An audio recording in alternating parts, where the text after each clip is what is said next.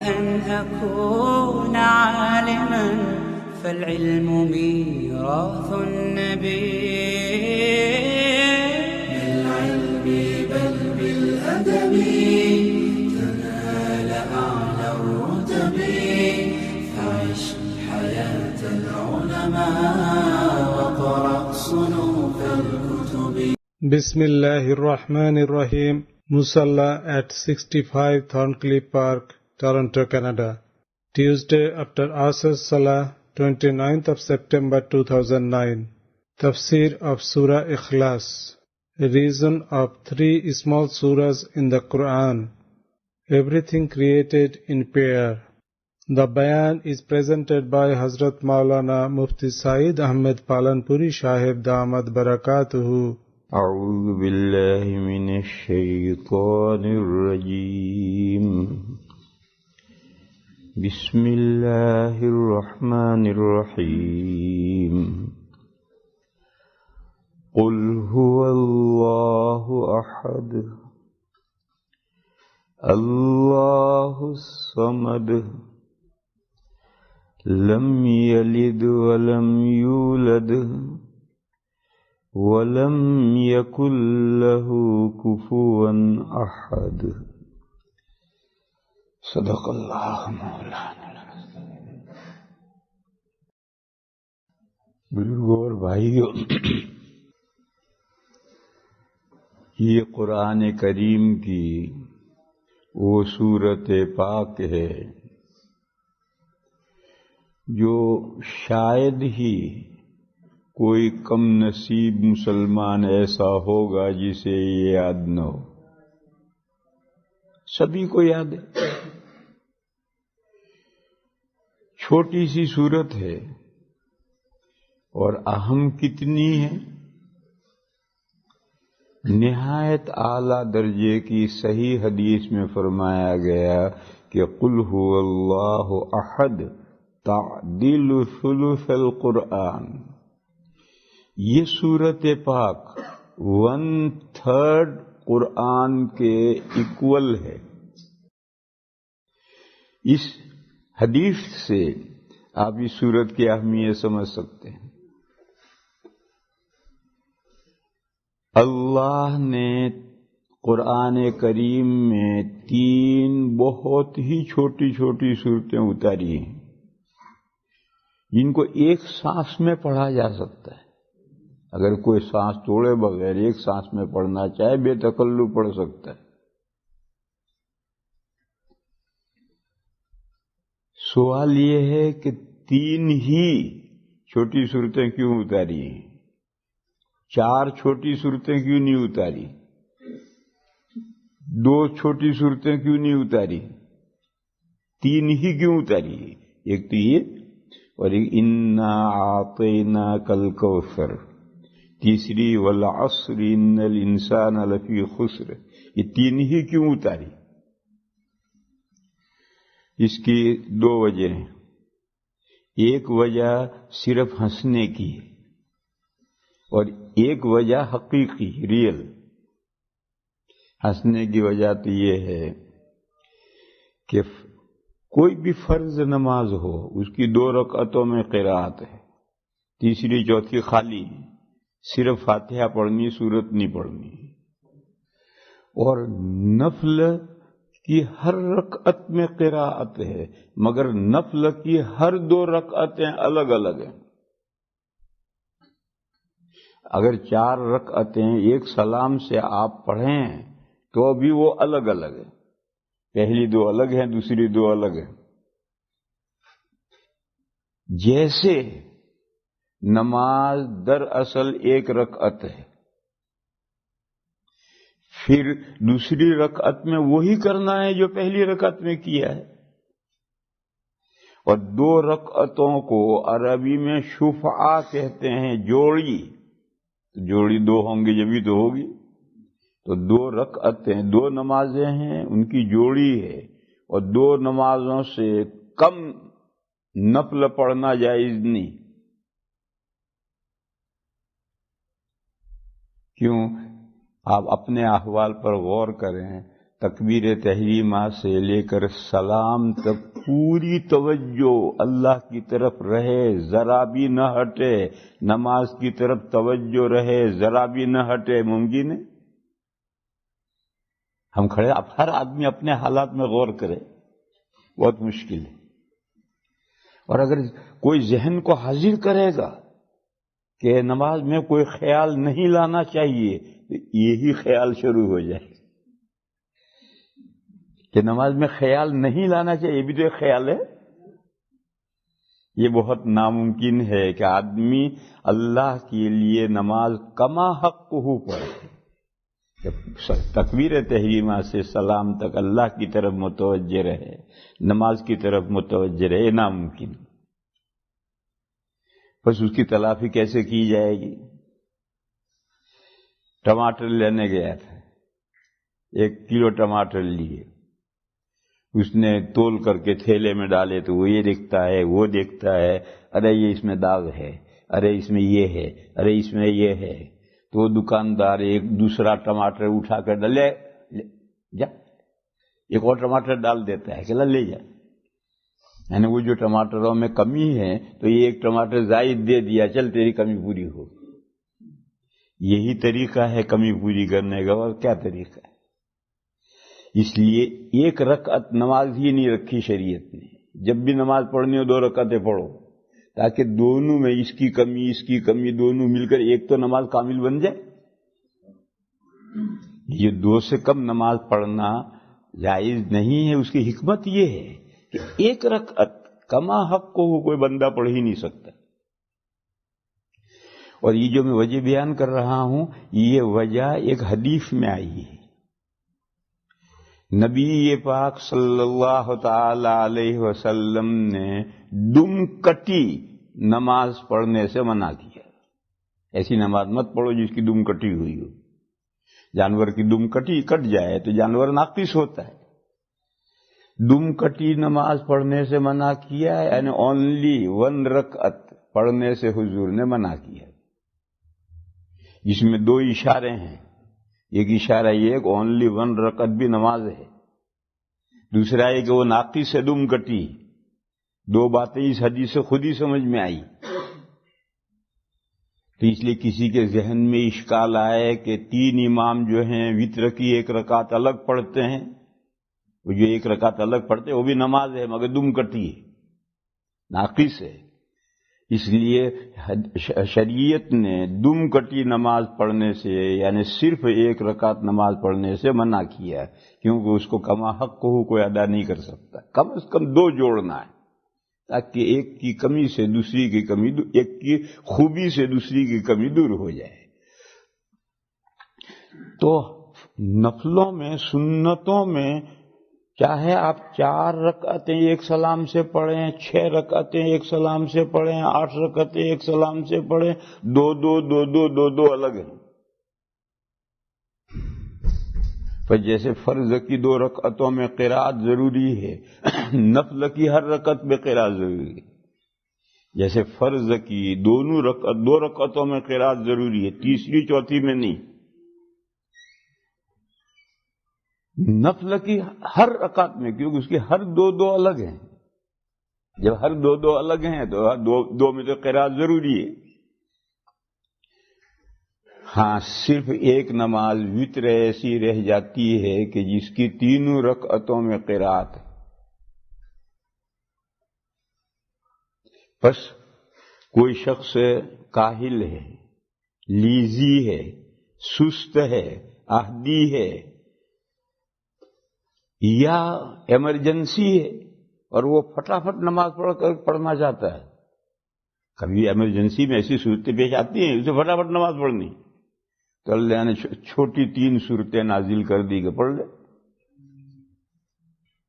تو 3 چھوٹی اس لیے کیونکہ اس سے آگے 4 رکعتوں میں قرات ہے ہی نہیں۔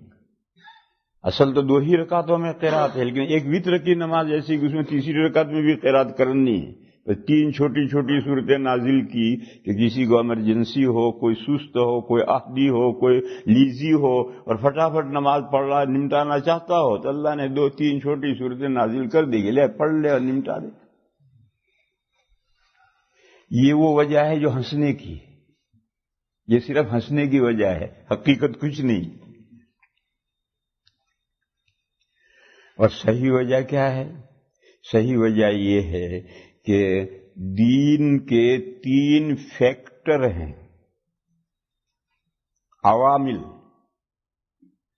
دین اللہ نے بھیجا ہے جو ہمارے خالق و مالک ہیں، ہم ان کے بندے ہیں، ہم ان کی بندگی کیسے کریں؟ جب ہم بندے ہیں تو ہماری ذمہ داری ہے بندگی کرنا اپنے خالق و مالک کی، تو ہم بندگی کیسے کریں؟ یہ بات سمجھانے کے لیے اللہ نے اپنا دین بھیجا کہ دیکھو میری بندگی اس طرح کرو۔ کس کے ذریعے بھیجا؟ وایا رسول اللہ صلی اللہ علیہ وسلم ہمارے پاس دین آیا۔ کوئی کہے کہ حضرت جبرائیل بھی تو واسطہ ہیں، حضرت جبرائیل واسطہ ہیں وہ ہمیں نظر نہیں آتے، حضرت جبرائیل واسطہ ہمیں نظر نہیں آتے، جو نظر آ رہا اسی کی بات کرو۔ جو وایا رسول اللہ صلی اللہ تعالی علیہ وسلم، یہ جو قرآن آیا ہے، یہ قرآن اللہ نے اتارا ہے، ڈائریکٹ ہمارے گھروں میں نہیں آیا، جیسے بارش ڈائریکٹ آتی ہے، ہوا ڈائریکٹ آتی ہے، ہیلتھ ڈائریکٹ آتی ہے، یہ نعمت ڈائریکٹ نہیں آئی، وایا رسول اللہ آئی۔ مگر یہ قرآن آیا ہے ہماری طرف، ہر انسان کی طرف آیا ہے، مومنین ہی کی طرف نہیں، ہر انسان کی طرف اتارا گیا ہے، اور بواسطہ حبیب خدا صلی اللہ تعالی علیہ وسلم آیا ہے۔ تو دوسرا فیکٹر یہ ہے، اللہ نے اپنا دین بھیجا وایا رسول اللہ۔ کن کی طرف بھیجا؟ مینکائنڈ کی طرف، انسانوں کی طرف۔ تو فیکٹر 3 ہیں، اللہ، رسول اللہ اور انسان۔ اللہ نے اپنا دین اپنے حبیب کے واسطے سے انسانوں کی طرف بھیجا۔ بس 3 صورتیں اللہ نے نازل کی، 3 صورتوں میں ان 3 فیکٹروں کا انٹروڈکشن ہے، ان کے حالات ہیں۔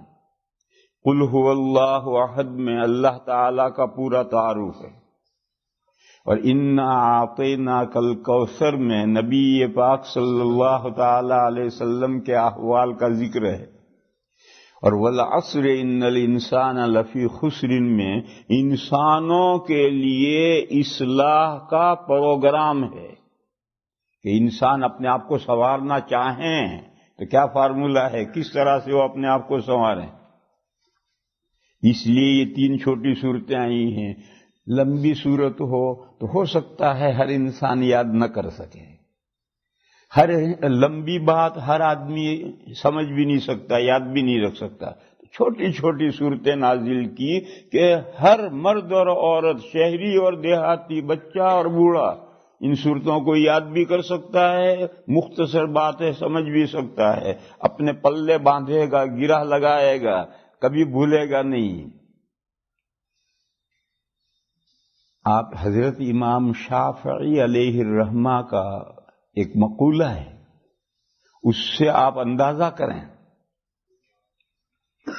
حضرت نے فرمایا کہ اگر اللہ تعالیٰ پورا قرآن نازل نہ فرماتے، صرف والعصر نازل فرما دیتے، تو انسانوں کی اصلاح کے لیے قیامت تک کے لیے یہ سورت کافی تھی۔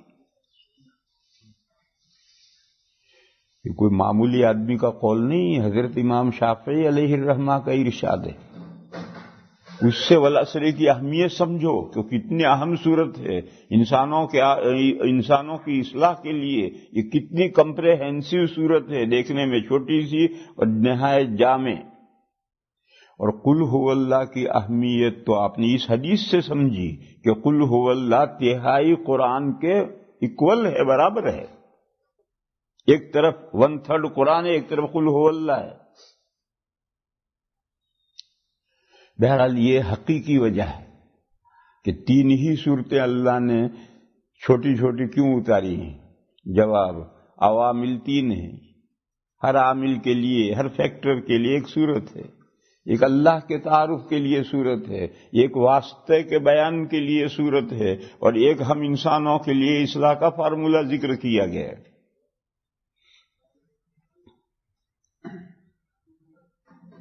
یہ مضمون پورا ہو گیا۔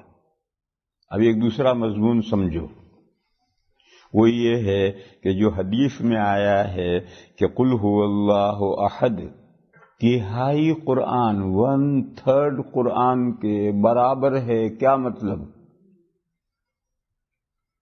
عام طور پر اس کا جو مطلب بیان کیا جاتا ہے وہ یہ کیا جاتا ہے کہ تہائی قرآن پڑھو اور قل هو اللہ پڑھو، تو تہائی قرآن پڑھنے کا جتنا ثواب ہے اتنا ایک مرتبہ قل هو اللہ پڑھنے کا ثواب ہے۔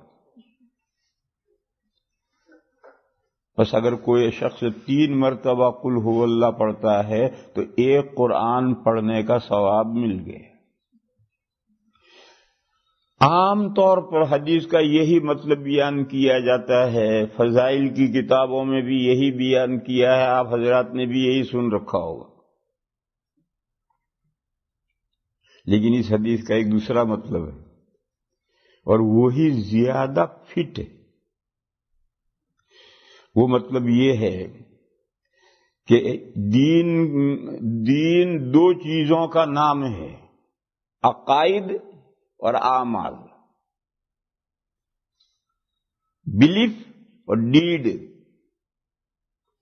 کچھ عقیدے ہیں اسلام کے، ان عقائد کا نام، اور پھر اللہ نے جو کرنے کے کام ہمیں بتائے ہیں، نماز، روزہ، زکوٰۃ، حج، یہ اعمال ہے۔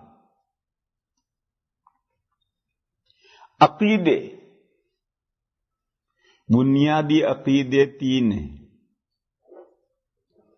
توحید، اللہ ایک ہیں۔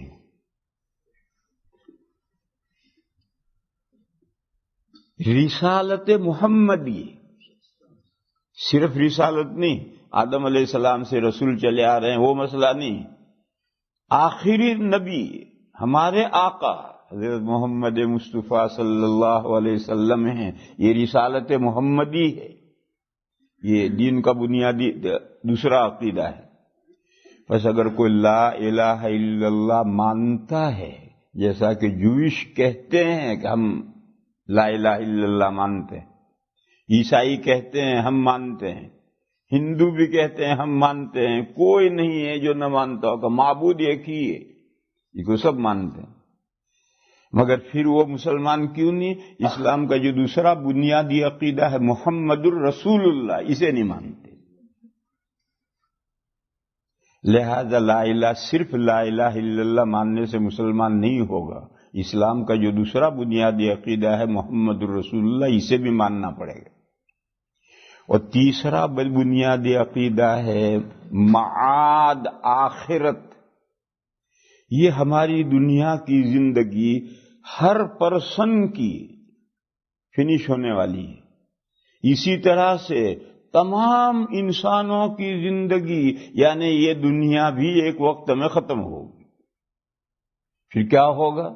پھر لائف اثر نو بگننگ ہوگی۔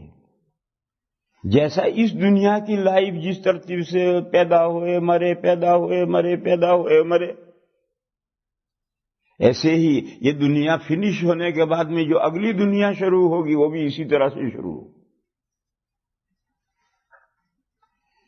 یہ سائنسدان یہ کہتے ہیں کہ ہزاروں سال گزرنے کے بعد ہماری زمین رہائش کے قابل ہوئی۔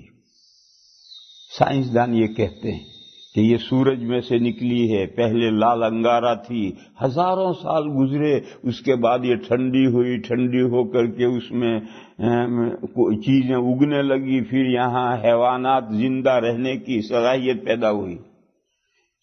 اللہ جانے وہ کہتے ہیں صحیح کہتے ہیں نہیں کہتے، کون گننے گئے تھے، لیکن عقلاً یہ بات سمجھ میں آتی جائے، مدت ہم متعین نہ کر سکیں، مگر ہماری یہ دنیا جو شروع ہوئی ہے ایک لمبا پیریڈ گزرنے کے بعد یہ دنیا حیوانات کے رہنے کے قابل ہوئی۔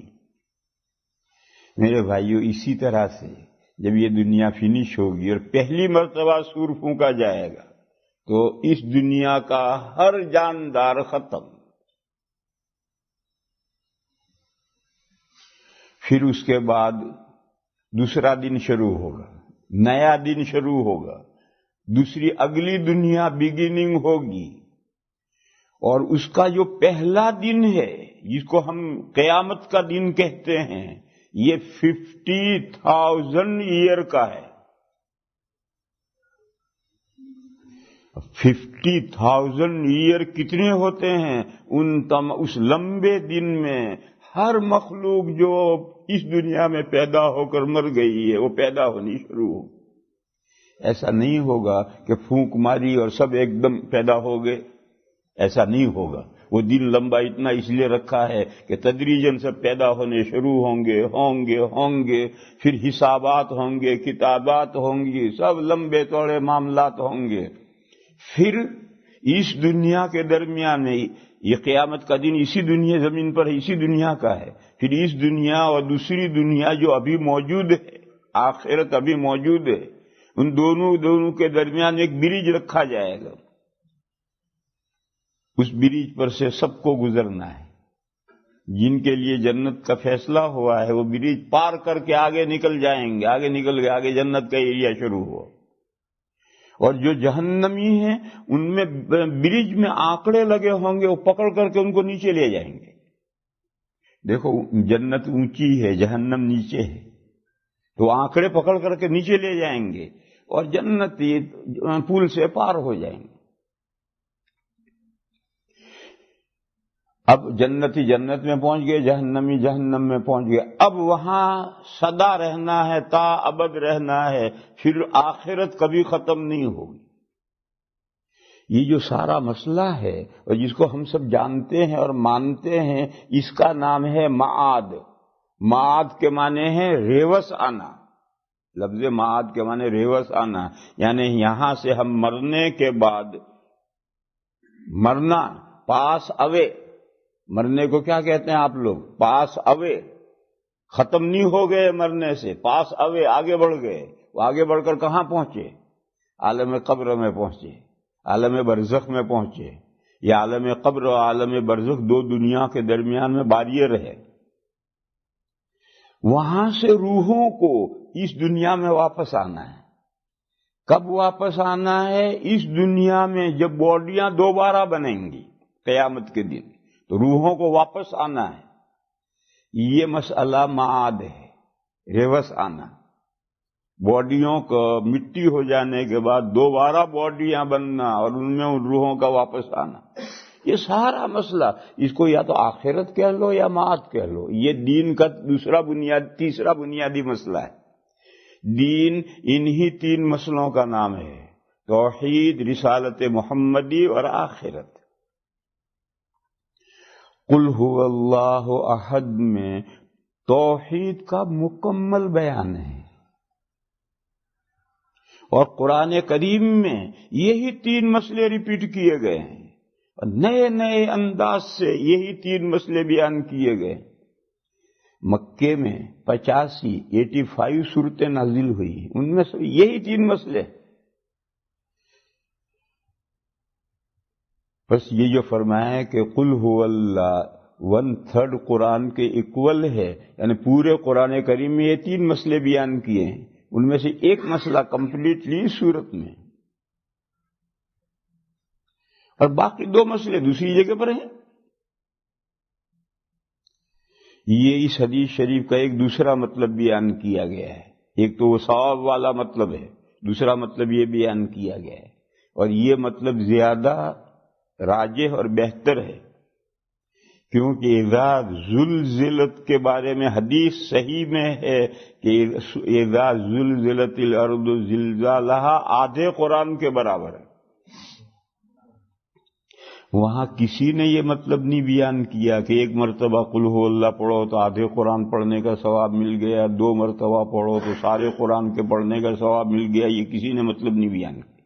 سب نے یہ مطلب بیان کیا ہے کہ زندگیاں دو ہیں، دس ورلڈ اور دیٹ ورلڈ.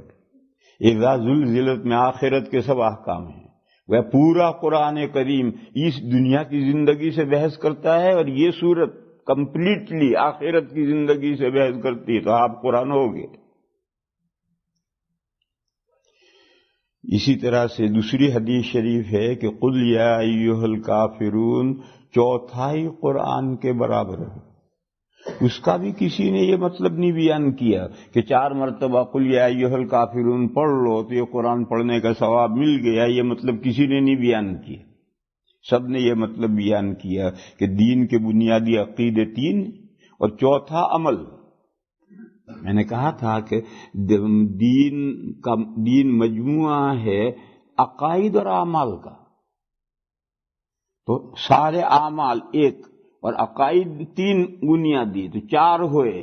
تو قل یا ایھا الکافرون میں اخلاص فی العبادت کا بیان ہے کہ بندگی کرو اللہ کی، صرف اللہ کے لیے بندگی کرو، کسی اور کی طرف کسی اور کو حصے دار مت بناؤ۔ تو یوں قل یا ایھا الکافرون چوتھائی قرآن کے برابر ہوا۔ بس اسی انداز پر شاکلہ پر جو دوسری حدیثیں ہیں ان کا جو مطلب بیان کیا گیا ہے قل هو اللہ کا بھی یہی مطلب بیان کرنا چاہیے۔ بس جب اس میں بنیادی 3 مسائل میں سے ایک مسئلے کا پورا بیان ہے تو اس کی اہمیت واضح ہے، جیسے والعصر کے بارے میں امام شافعی علیہ الرحمہ کے قول سے اس کی اہمیت واضح تھی، اسی طرح سے اس صورت کی اہمیت بھی اس حدیث سے واضح ہے۔ لہذا آج مختصر سا تھوڑا سا وقت ہے، اس وقت میں اسی صورت کو سمجھ لیا جائے، تفصیل تو ممکن نہیں ہے۔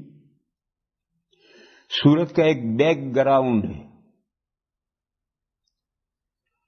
جس کو ہم عربی میں کہتے ہیں شان نزول۔ اس صورت کے شان نزول کی ایک روایت ہے، وہ شان نزول کی روایت آیتوں کا بیک گراؤنڈ کہلاتی ہے۔ مشرکین مکہ نے نبی پاک صلی اللہ تعالی علیہ وسلم سے کہا انسب لنا ربک، ہمارے لیے آپ اپنے پروردگار کا نسب بیان کیجیے کہ آپ کا پروردگار کون ہے، ان کے ابا کو فادر کون ہے، ان کی اولاد کون کون ہے، نسب نامہ ہمیں بتلائیے اپنے رب کا۔ یہ روایت ہے، ان کے اس سوال کے جواب میں قل هو اللہ نازل ہوئی ہے۔ یہ بیک گراؤنڈ ہے اس کا۔ ابھی اس بیک گراؤنڈ کو اور سمجھو۔ مشرکین کے جتنے معبود ہوتے ہیں وہ ہر معبود کا باپ بھی ہوتا ہے، بیٹا بھی ہوتا ہے۔ ہمارے ہندوستان کے ہندوؤں کا معبود ہے رام، تو وہ راجا دشرتھ کا لڑکا تھا، اور رام کے 2 لڑکے تھے، نام لکھے ہیں مجھے یاد نہیں، اور یہ فرضی بات نہیں، واقعہ ہے۔ راجا دشرتھ کا وہ لڑکا تھا رام، اور رام کے 2 لڑکے تھے۔ تو اسی طرح سے یہ کرسچن ہیں، وہ جیسس کو انہوں نے خدا مان رکھا، تو جیسس کے لیے فادر بھی مان رکھا ہے۔ یوسف نجار کو وہ عیسیٰ علیہ السلام کا باپ کہتے ہیں، تو فادر مانا ہے۔ اولاد تو نہیں مانتے، عیسیٰ علیہ السلام کی اولاد تو نہیں مانتے، وہ باپ تو مانتے ہیں۔ تو مشرکین کے جتنے الہہ ہیں، خدا ہیں، ان کے باپ بھی ہوتے ہیں، بیٹے بھی ہوتے ہیں، کسی کے دونوں ہوتے ہیں، کسی کا ایک ہوتا ہے۔ تو مشرکین نے حضور سے کہا کہ آپ کا جو رب ہے اس رب کا نسب نامہ بیان کیجیے کہ وہ ان کے ابا کون ہیں، ان کے اولاد کون ہیں، ان کا انٹروڈکشن کروائیے اپنے پروردگار کا۔ اس سوال کے جواب میں یہ سورت نازل ہوئی۔ ابھی اور تھوڑی تفصیل سمجھو۔ یہ جو مشرکین ہیں وہ اپنے خداؤں کے لیے لفظ رب استعمال کرتے ہیں۔ بہت سارے معبود ارباب، قرآن میں ہے ارباب متفرقون خیر ام اللہ الواحد القہار، یوسف علیہ السلام نے کہا تھا کہ یہ تم نے جو بہت سارے خدا مان رکھے ہیں ڈفرینٹ ٹائپ کے، یہ سب ڈفرینٹ کائنڈ کے، یہ خدا بہتر ہیں ایک واحد و قہار؟ معلوم ہوا کہ یہ سب اپنے خداؤں کے لیے لفظ رب استعمال کرتے تھے، اور یہ کرسچن آج بھی لفظ رب استعمال کرتے ہیں، اور رب تو عربی لفظ ہے، وہ اس کی جگہ پر اس کا ترجمہ لارڈ استعمال کرتے ہیں۔ حضرت جیسس حضرت عیسیٰ علیہ السلام کے لیے لارڈ استعمال کرتے ہیں، اور لارڈ ان سے نیچے اور لوگوں کے لیے بھی، پارلیمنٹ کے ممبروں کے لیے بھی استعمال کرتے ہیں۔ تو یہ لفظ رب اللہ کے علاوہ جو انسانوں نے معبود بنائے ہیں ان کے لیے بھی استعمال کرتے تھے مشرکین۔ قرآن کریم میں ہے کہ جب حضرت موسیٰ علیہ السلام دعوت لے کر کے فرعون کے پاس پہنچے ہیں، دعوت دی، تو فرعون نے پوچھا ہے، قال من ربکما یا موسیٰ، فرعون نے کہا تم دونوں یعنی موسیٰ اور ہارون تم دونوں کا رب ہے کون؟ کیونکہ وہ خود اپنے آپ کو رب کہتا تھا۔ قرآن میں ہے انا ربکم الاعلی، تمہارا ہائیسٹ رب میں ہوں، تو وہ خود رب بنا ہوا تھا۔ اب موسیٰ اور ہارون دعوت لے کر پہنچے کہ رب پر ایمان لاؤ، تو اس نے پوچھا کہ تمہارا رب ہے کون؟ رب تو سب کا میں ہوں، اور میرے علاوہ بھی رب ہے، چھوٹی چھوٹی مورتیاں ہیں، مگر ان سب مورتیوں کا لیڈر تو میں ہوں، ربکم الاعلی تو میں ہوں۔ اس آیت سے معلوم ہوا کہ مشرکین اپنے گھڑے ہوئے خداؤں کے لیے لفظ ربی استعمال کرتے ہیں۔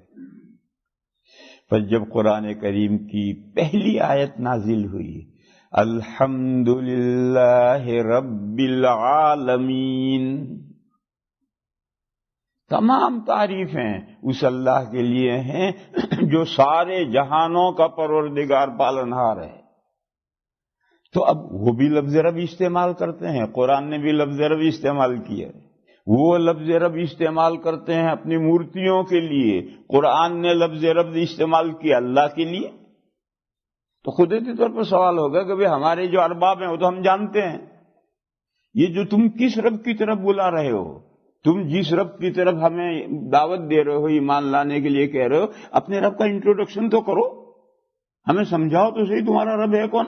ہمارے تو یہ رب رہے پیچھے سب، جن کو ہم بھی جانتے ہیں، تم بھی جانتے ہو کہ ہمارے رب ہیں، اب تم ہمیں کسی اور رب کی طرف دعوت دے رہے ہو، بلا رہے ہو، اور کہتے ہو کہ رب العالمین ہے، سارے جہانوں کا پالنہار ہے، تو ہمیں سمجھاؤ تو صحیح، اس کا انٹروڈکشن تو کرواؤ، تمہارا رب ہے کون جن کی طرف تم ہمیں بلا رہے ہو؟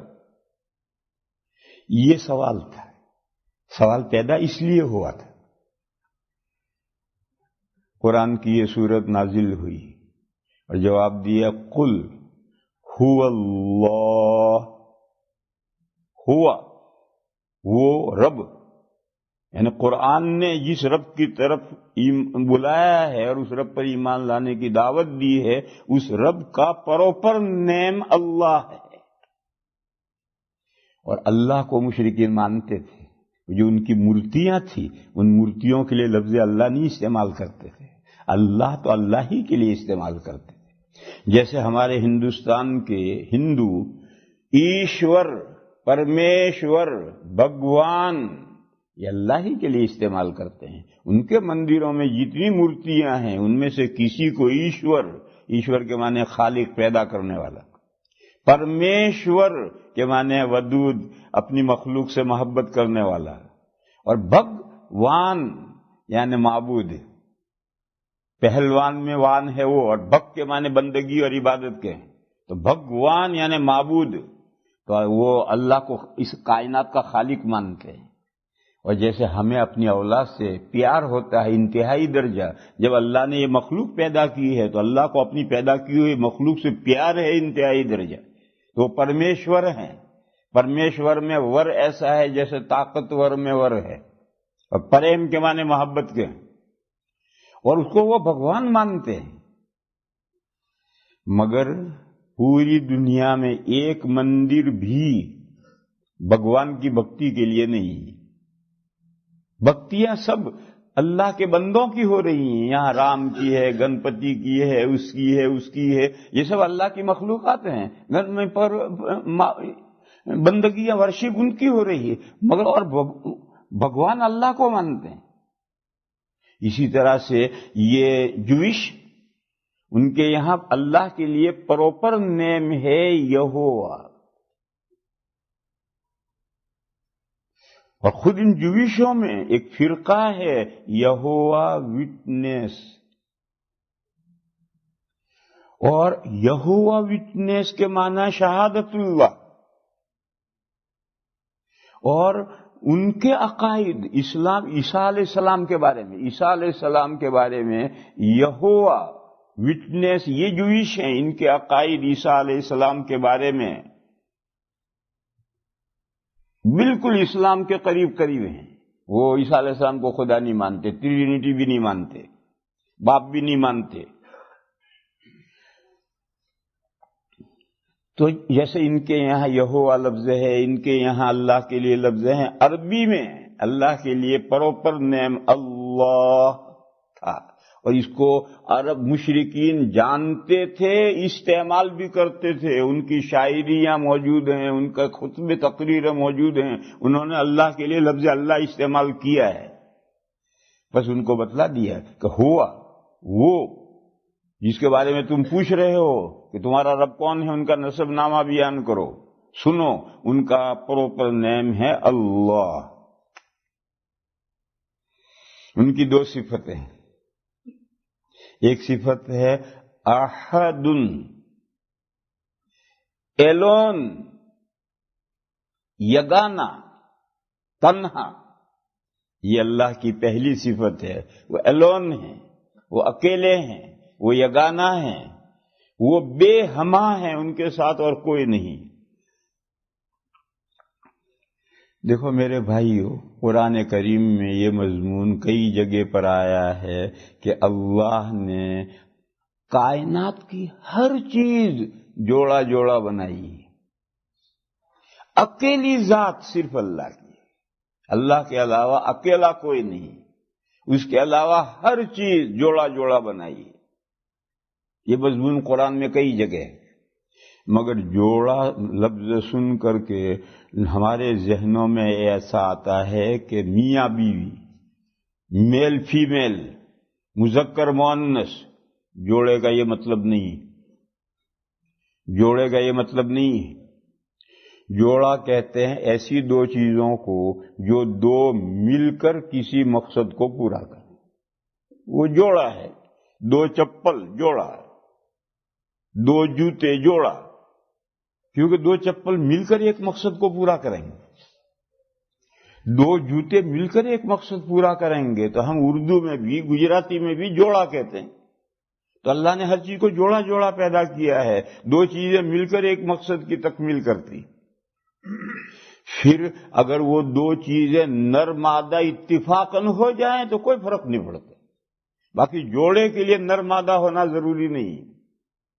جیسے مرد و عورت دونوں مل کر ایک مقصد کی تکمیل کرتے ہیں. وہ مقصد کیا ہے؟ نسل آگے بڑھانا. صرف مرد کیسے نسل بڑھائے گا؟ صرف عورت کیسے نسل بڑھائے گی؟ تو مرد و عورت مل کر ایک مقصد کی تکمیل کرتے ہیں، اور اتفاق سے یہ نر مادہ ہے. باقی جوڑے کے لیے نر مادہ ہونا ضروری نہیں. قرآن کریم میں ہے وَالسَّمَاءَ بَنَيْنَاهَا بِأَيْدٍ وَإِنَّا لَمُوسِعُونَ. فرمایا قسم ہے آسمان کی جس کو ہم نے اتنا لمبا چوڑا بنا دیا ہے. وَالْأَرْضَ فَرَشْنَاهَا فَنِعْمَ الْمَاهِدُونَ. اور زمین کو دیکھو، ہم نے اسے بچھایا ہے، کتنا شاندار بچھایا ہے. وَمِن كُلِّ شَيْءٍ خَلَقْنَا زَوْجَيْنِ لَعَلَّكُمْ تَذَكَّرُونَ. اور ہم نے ہر چیز جوڑا جوڑا بنائی. مِن كُلِّ شَيْءٍ خَلَقْنَا زَوْجَيْنِ. ہر چیز جوڑا جوڑا کیوں بنائی ہے؟ لَعَلَّكُمْ تَذَكَّرُونَ، تاکہ تم ایک بات یاد کرو. وہ بات کیا ہے؟ کہ یہ دنیا اس کا بھی جوڑا ہے. جب اللہ نے ہر چیز جوڑا جوڑا بنائی ہے تو یہ دنیا اکیلی کیسے ہو سکتی ہے؟ اور یہ دنیا اکیلی مقصد کی تکمیل کیسے کر سکتی ہے؟ اس دنیا کے ساتھ دوسری دنیا آخرت ہے، اور یہ دنیا اور وہ دنیا جوڑا ہیں، دونوں مل کر مقصد کی تکمیل کرتے ہیں۔ مقصد کیا ہے؟ مقصد یہ کہ اچھا کرو جزا پاؤ، برا کرو جوتے کھاؤ۔ اچھا اعمال کرو جزائے خیر پاؤ، برائیاں کرو تو پاداش عمل سے دوچار ہو۔ یہ جو مقصد ہے یہ دو دنیا مل کر پورا ہو۔ دیکھو ہم اس دنیا میں دیکھتے ہیں جو اچھائیاں کرتے ہیں وہ اور برائیاں کرتے ہیں ایکول ہے۔ برائیاں کرنے والے اچھائیاں کرنے والے دولت مند صحت مند اگر ہیں تو برائیاں کرنے والے بھی دولت مند بھی ہیں، صحت مند بھی ہیں۔ اور اگر برائیاں کرنے والے اندھے، لولے، لنگڑے، ڈیزیبل ہیں تو نیکیاں کرنے والے بھی اندھے، لولے، لنگڑے، ڈیزیبل ہیں۔ تو ہمیں تو اس دنیا میں کوئی فرق نظر نہیں آتا۔ بس اندھیر نگری چوپٹ راجا، ٹکے سیر بھاجی ٹکے سیر خواجہ۔ ایک سٹی تھی، ایک سٹی نہیں ایک کنٹری تھی، اس کا نام تھا اندھیر نگری، اور راجا تھا چوپٹ تھا۔ اس کے ملک میں بھاجی گروسری یہ بھی ٹکے سیر ملتی تھی اور حلوہ بھی ٹکے سیر ملتا تھا، خواجہ بھی ٹکے سیر ملتا۔ دونوں کا ایک بھاؤ تھا، ایک ٹکے میں حلوہ لے لو کلو، ایک ٹکے میں بیگن لے لو کلو۔ تو اگر یہ دنیا میں جو ہمیں نقشہ نظر آ رہا ہے تو پھر تو یہ ماننا پڑے گا کہ اللہ کی اس کائنات میں اندھیر نگری چوپٹ راجا والا معاملہ ہے، باجی بھی ٹکے سیر ہے، خواجہ بھی ٹکے سیر ہے۔ ایسا نہیں ہے، اللہ تعالی حکیم ہیں، اپنے معاملات میں نہایت۔ بس یہ ہمیں کب نظر آئے گا کہ اچھائیاں کرنے والوں کو اچھا بدلہ اور برائیاں کرنے والوں کو سزا؟ اس دنیا میں تو یہ ہوتا نہیں، اس کے لیے آخرت میں دودھ الگ کر دیا جائے، پانی الگ کر دیا جائے گا۔ نیکیاں کرنے والوں کو جزائے خیر ملے گی اور تا ابد، اور برائیاں کرنے والوں کو سزا ملے گی اور تا ابد، اور دونوں سیپریٹ کر دیے جائیں گے۔ بس اس دنیا میں عمل اور وہاں ثمرہ اور پھل، ان دونوں دنیاؤں کا مل کر کے مقصد انسان کی لائف کی مقصد کی تکمیل ہوتی ہے۔ اگر صرف یہ دنیا ہے تو اس کے مقصد کی تکمیل نہیں ہوتی۔ دیکھو ہم کھیت میں گیہوں بوتے ہیں، گیہوں اگے بڑے بڑے بڑے، ہم تو چاروں طرف کھیت میں گھومتے ہیں، ہمیں تو کہیں گیہوں کا ایک دانہ بھی نظر نہیں آتا۔ سب گھاس نظر آ رہی ہے، بھوس نظر آ رہا ہے، کباڑ نظر آ رہا ہے، کہیں دانہ تو نظر ہی نہیں آ رہا کھیت میں۔ بس اگر یہ کھیت ہی کھیت رہے تو ہمارے اناج بونے کا فائدہ کیا ہے؟ لامحالہ ماننا پڑے گا، ایک دن آئے گا یہ پورا کھیت کٹ جائے گا، کھیت خالی ہو گیا ہے، اب یہ سارا اناج کھلیان میں پہنچا، اب کھیت میں کچھ نہیں رہا۔ اب کھلیان میں پہنچنے کے بعد میں اس پر بیل گھومے، اناج گاہا، پھر جب تیار ہوا تو اسے بارش میں ہوا میں برسایا تو گیہوں یہاں پڑا، بھوسا گیا۔ اب ہمارے کھیت بونے کا ثمرہ اب ظاہر ہوا۔ میرے بھائیو، اسی طرح سے دنیا ایک کھیت ہے، یہ کھیت کسی دن کٹ جائے گا سارا کا سارا، اور سارا اناج کھلیان میں پہنچے گا، اور وہاں پھر برسایا جائے گا گاہنے کے بعد، تو جنتی ایک طرف الگ ہو جائیں گے، جہنمی ایک طرف الگ ہو جائیں گے۔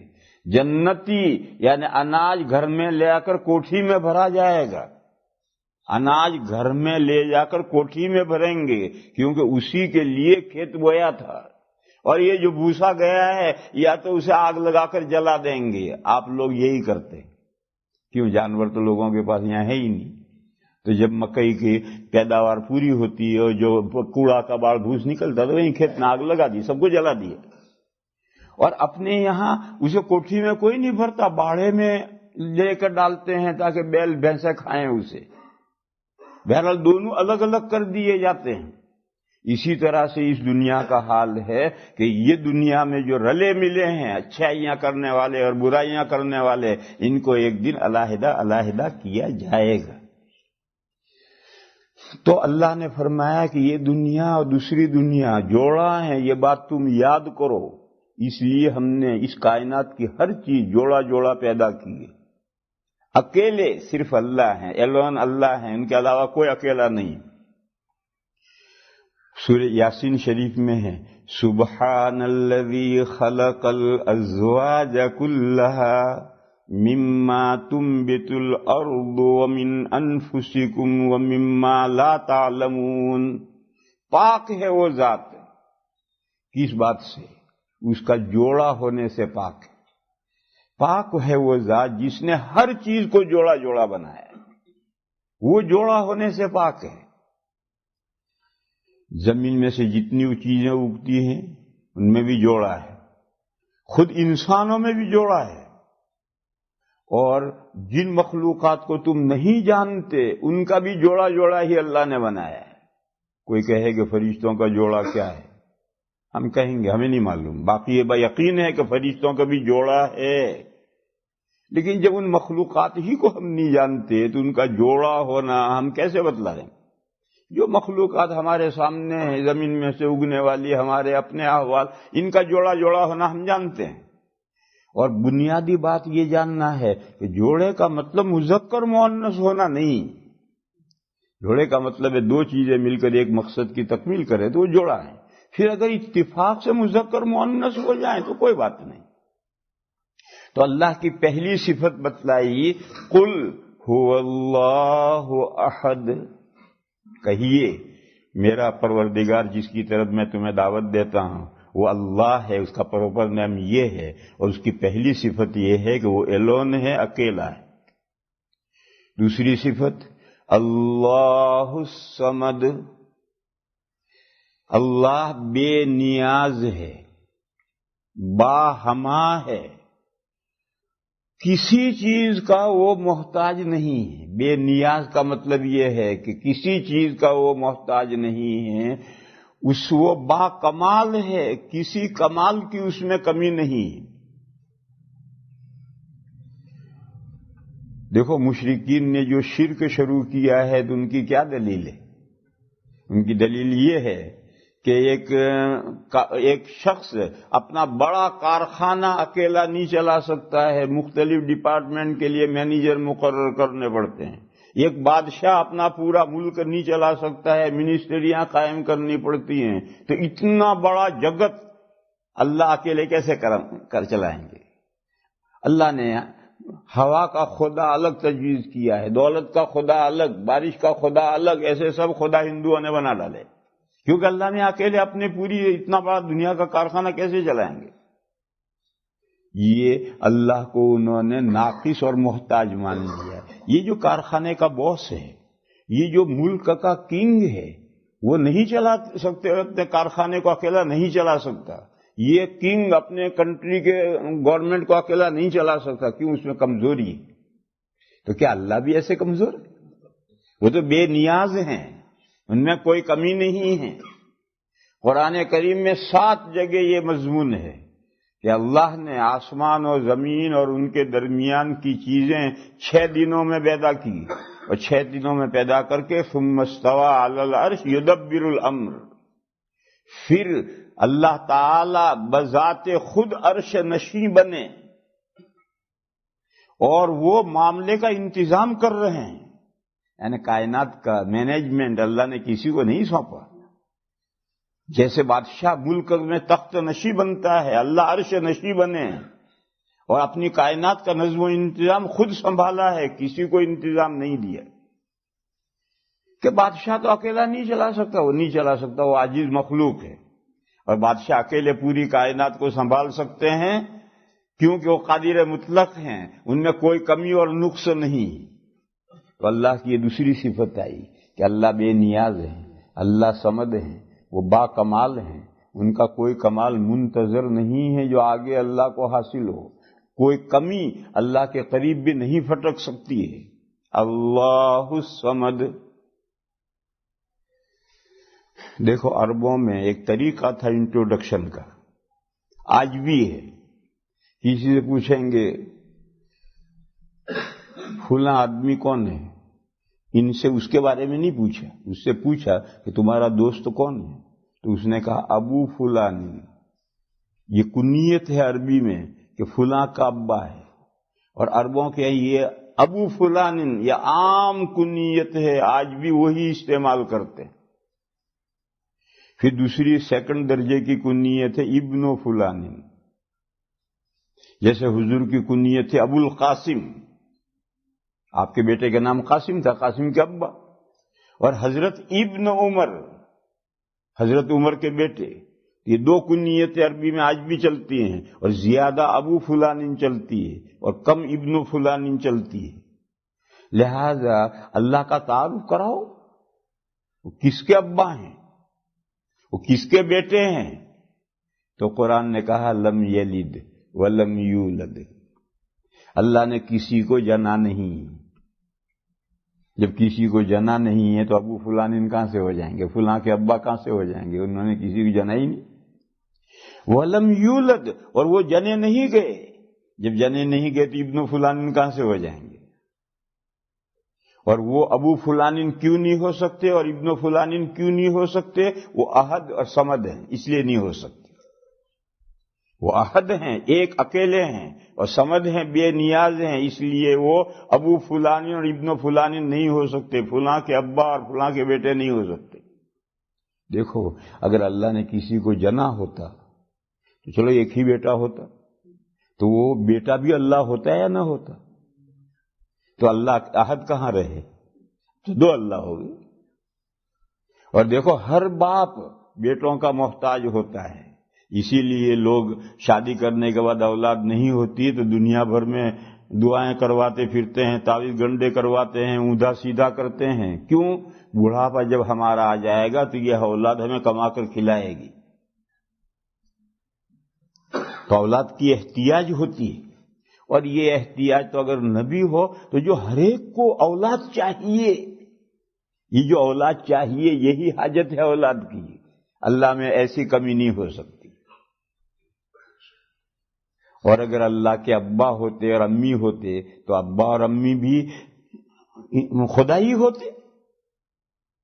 انسان کے گھر میں بلی پیدا ہو جائے تو کیسا معلوم ہوگا؟ اور جب ایک انسان جنا گیا ہے تو اس کے ابا اور امی کو بھی انسان ماننا پڑے گا۔ تو جب اللہ اللہ ہے تو ان کے ابا امی کو بھی اماں ماننا پڑے گا۔ تو اللہ ایلون کہاں رہے اور وہ سمجھ کہاں رہے؟ اس لیے کہ بیٹا تو ماں باپ کے مشین چلائے بغیر وجود میں نہیں آ سکتا،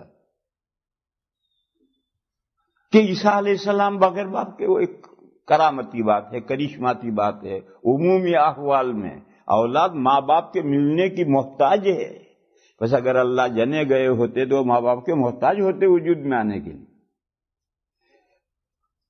اور ان کے ماں باپ ہوتے تو وہ بھی خدا ہوتے۔ اور اللہ کی دو بنیادی صفتیں، وہ احد ہیں، صمد ہیں، اکیلے ہیں، بے نیاز ہیں، بس ان کی اولاد نہیں ہو سکتی۔ اولاد ہوگا تو اولاد کے محتاج ہوں گے، اور اللہ اکیلے نہیں رہیں گے۔ ان کے جنے گئے ہوتے تو وہ اکیلے نہیں رہیں گے، ماں باپ کے محتاج ہو جائیں گے۔ ایک چھوٹا سا قصہ سنو، پہلے بھی میں نے کبھی سنا ہے کہ ہندوستان میں انگریزوں نے جب قبضہ کیا تو انہوں نے پلان بنایا کہ سارے ہندوستان کو عیسائی بنا ڈالو، اس کے بغیر ہم یہاں ہمیشہ حکومت نہیں کر سکتے۔ تو اس نے برطانیہ سے بے شمار پادری اتار دیے ہندوستان میں۔ وہ پادری کیا کرتے تھے؟ پولیس کے ساتھ بڑی مسجد پر جاتے تھے، جب نمازی نماز پڑھ کر نکلتے تھے تو پولیس والے سب کو بٹھاتے، بیٹھو پادری صاحب کی بات سن کر جاؤ۔ ایک بڑی مسجد پر ایسا ہی ہوا، پادری صاحب نے تقریر سے پہلے ایک صاحب کو کھڑا کیا، کھڑے ہو، کیا نام ہے؟ کہ یہ نام ہے۔ تمہارے ابا کا کیا نام ہے؟ کہ یہ نام ہے۔ بیٹھ جاؤ۔ فلاں صاحب کھڑے، 30-35 آدمیوں کو کھڑا کر کے نام پوچھے تو ہر ایک نے نام بتلایا، اپنے ابا کا بھی نام بتلایا۔ پھر اس کے بعد پادری صاحب نے تقریر شروع کی، کہہ رہے مسلمانوں تمہاری عقلوں پر پتھر پڑ گئے ہیں، کیا ہے؟ میں نے 35 آدمیوں سے پوچھا، ہر ایک نے اپنے ابا کا نام بتایا، اور تم حضرت عیسیٰ علیہ السلام کو بڑا اللہ کا نبی رسول یہ وہ مانتے ہو، اور پھر کہتے ہو کہ ان کا کوئی باپ نہیں تھا۔ تم میں سے جو چیز اپنے لیے پسند نہیں کرتے ہو، تم میں سے ہر ایک اپنے باپ کا نام بتلاتا ہے، اور عیسیٰ علیہ السلام کے بارے میں تم ایسی حماقت بھری بات کہتے ہو ان کا کوئی باپ نہیں تھا۔ مجمع ہکا بکا۔ کہا اگلی نماز میں اپنے مولویوں سے پوچھ کر اس کا جواب لائیے، میں پھر آؤں گا اگلی نماز پر۔ تو پیچھے سے بڈھا کھڑا ہوا، اس نے کہا کہ پادری صاحب آپ کی بات کا جواب تو ہم اگلی نماز میں لائیں گے، مگر ہم آپ سے یہ پوچھتے ہیں کہ عیسیٰ علیہ السلام کا باپ ہے؟ کہاں ہے؟ کون ہے؟ گاڈ۔ اچھا گاڈ ہے، تمہارے گاڈ میں طاقت کتنی ہے؟ کہ آل مائٹی، قادر مطلق۔ تو اس نے کہا اچھا آل مائٹی، قادر مطلق، ہاں تو پھر تمہارے آل مائٹی گاڈ کے لڑکے کتنے ہیں؟ کہا ایک لڑکا ہے جیسس۔ نے کہا ایک ہی لڑکا ہے؟ جی ایک لڑکا ہے۔ اس نے کہا پھر پادری صاحب سنو، میں کمزور بندہ ہوں، میرے 10 لڑکے اور تیرے آل مائٹی گاڈ کا ایک ہی لڑکا؟ کیا کیا اس نے زندگی بھر؟ جا اگلی نماز میں اس کا جواب لائیے، ہم آپ سے جواب لیں گے اس کا۔ کیونکہ اللہ کے لیے اگر اولاد ہونا کمال ہے تو بے حد و حساب اولاد ہونی چاہیے، اور اگر اولاد ہونا اللہ کے لیے عیب ہے تو ایک بیٹا ہونا بھی عیب ہے۔ تو فرمایا کہ چلو باپ ہونے اور بیٹا ہونے کے اعتبار سے سملرٹی نہیں ہے تو کسی اور اعتبار سے ہو؟ کہا نہیں۔ وَلَمْ يَكُنْ لَهُ كُفُوًا أَحَدٌ، اور نہیں ہے اللہ کے لیے کوئی ہمسر، یعنی باپ بیٹا ہونے کی وجہ سے جو سملرٹی ہے، اس کے علاوہ کسی اور اعتبار سے برابری ہمسری ہو، ہمسری یعنی دو برابر اکول سر کے، کہا نہیں، کسی اور اعتبار سے بھی کوئی اللہ کا ہمسر نہیں۔ جب ان کے برابر کوئی ہے ہی نہیں، ان کا کوئی ہمسر ہے ہی نہیں، تو اب معبود ان کے علاوہ دوسرا کیسے ہو سکتا ہے؟ یہ اس صورت پاک کا اللہ کا تعارف کرایا گیا ہے، اور اس میں سے مضمون یہ نکلتا ہے کہ اللہ ہی اکیلے ہیں اور بے نیاز ہیں، بس ان کے ساتھ کسی کو پکارنے کا کوئی سوال نہیں، چاہے پکارنے کی کوئی نوعیت ہو۔ مشرکوں میں جو پکارنے کی نوعیت ہے وہ ہو، یا ہم مسلمانوں میں جو پکارنے کی نوعیت ہے کہ اللہ کے علاوہ کی منت مان رہا ہے، یہ بھی اللہ کے علاوہ کو پکارنا ہے۔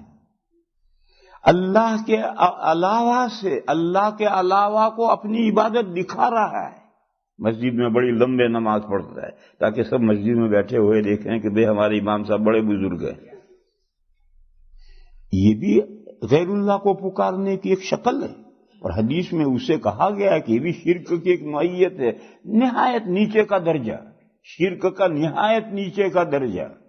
اور شرک کا اوپر کا درجہ کیا ہے؟ اوپر کا درجہ ہے کہ 2 خدا مانتا ہے، 3 خدا مانتا ہے، 100 خدا مانتا ہے، 1000 خدا مانتا ہے۔ تو اوپر سے نیچے تک یہ سب شکلیں ہیں، یہ شرک کی ہیں، اور صرف ایک اللہ سے لو لگاؤ، کسی اور کی طرف کوئی دھیان نہ دو، یہ توحید ہے۔ مولانا محمد علی جوہر ہندوستان کے بڑے لیڈر گزرے ہیں، ان کا ایک شعر ہے، وہ کہتے ہیں توحید تو یہ ہے کہ خدا خود حشر میں کہہ دے، توحید تو یہ ہے کہ خدا خود حشر میں کہہ دے کہ یہ بندہ 2 عالم سے خفا میرے لیے تھا، یہ بندہ 2 عالم سے خفا میرے لیے تھا۔ اس کا نام میرے بھائی توحید ہے، اور یہی سورت کا مضمون ہے۔ آخر دعوانا ان الحمدللہ۔ ودم على تواضع لا تفتخر بالنسب، كفاك أن تخرج من دنيا الورى بالحب. نعم نعم لكنني من غير